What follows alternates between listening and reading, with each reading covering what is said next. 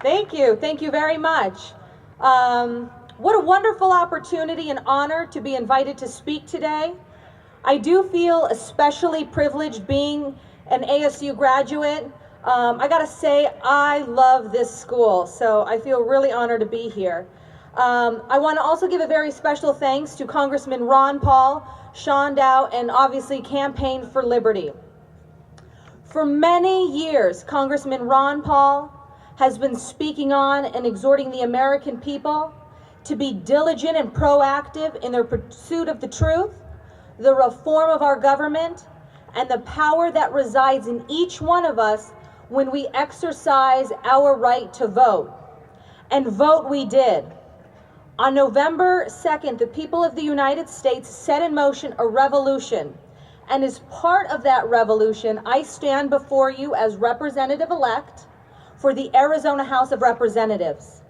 And when I take my oath on January 10th, I will stand steadfast in my principles, ever aware of the responsibility required to be a servant to the cause of liberty, and to continue to fight to reignite the greatness that is the United States of America.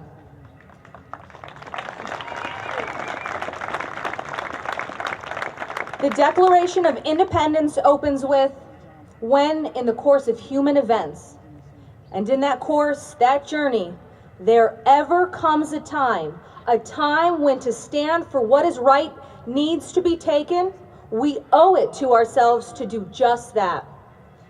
Let us find strength in those inspired words. All men are created equal, without exception, that they are endowed by their Creator, freely given and empowered, with certain, specific, and exact, inalienable rights. Rights that are not granted to us by kings or denied to us by governments. Rights that are not voted in or out. Rights that are the very fabric of our being, woven into our hearts. Rights that give value to our lives and allow each one of us to selfishly protect our liberty, giving us the power to pursue happiness. Through the Constitution, the founders set into law the means by which all Americans have the power to protect those God-given inalienable rights. The first revolution was paid for in blood. It was the end of one fight, but the beginning of another. For despite the greatness that is the American dream, many have risen up seeking to redefine our culture, interpret freedom, and impose some kind of self-anointed wisdom or insight, ignoring and denying the principle that a nation is made great by the power of the individual, not by those who want to manage the masses. On that great day, November 2nd, the world witnessed the continued American Revolution. The American people pushed back and fought, not with guns, but with the power of our vote. And with a united voice said, vain philosophies, theoretical concepts, and executive orders denying the will of the people will not be tolerated and are not acceptable substitutes for the fundamental principles of a free people. Our government has been grossly irresponsible and negligent in the management of our economy. They have, haven't they? They have straddled us with trillions of dollars of debt. The problem is daunting, I know, but the solution is fundamentally simple. We start by weaning back the concept of socialism and the indoctrination of an entitlement nation.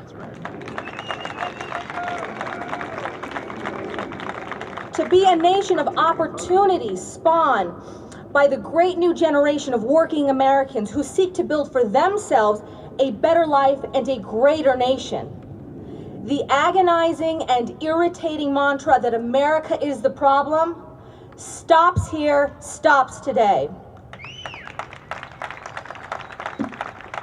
Our ability, this is important, our ability to be a nation who helps those in need is being threatened by the dangerous and misguided economic policies implemented by those who think you can create heaven on earth by passing laws contrary to an individual's internal drive and desire to succeed.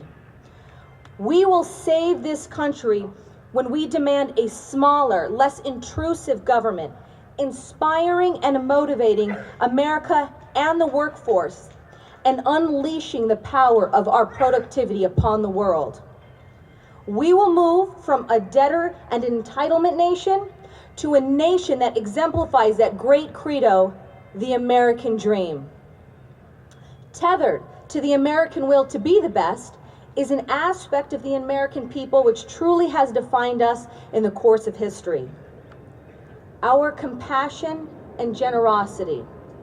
For if any of you is fortunate enough to reach the trappings of success, be it wealth, family, health, or otherwise, when you arrive, take a moment, bask in the light of your success, and then give pause and be thankful to God for your blessings.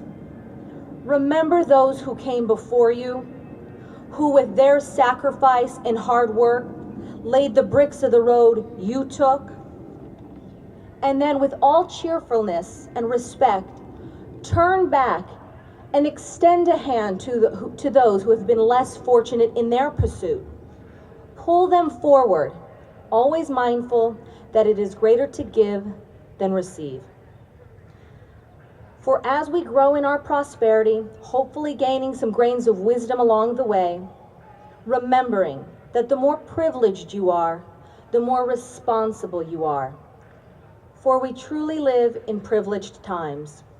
Abundant amount of food and water, extensive natural resources, and a compounding of innovations and technological advancements which continue to enhance the quality of all of our lives. Gathered here today is a cadre of young Americans, willing and anxious to move forward to fight the good fight. Anchored by the wisdom of great Americans like Congressman Ron Paul, tapping into their insight and direction, all of us eager to be the masters of our own domain. Whether we find ourselves in business, science, the art, or any form of service, be the best you can be. Work hard and fight. Fight for every inch. Do not give quarter to failure. If you sell, sell better. If you teach, teach more. If you build, build stronger. Because it is the pressure from the white heat of competition that makes us so strong. You see, the same hammer that breaks glass also forges the strongest steel. It is not the pounding from the hammers of life that will break you. It is the material you're made of. So if you fight and suffer defeat, get up and fight again. And be unshakable in your commitment to the cause, the endeavor, the circumstance set before you. For there is no greater force on the face of the earth than the resolve of a free man.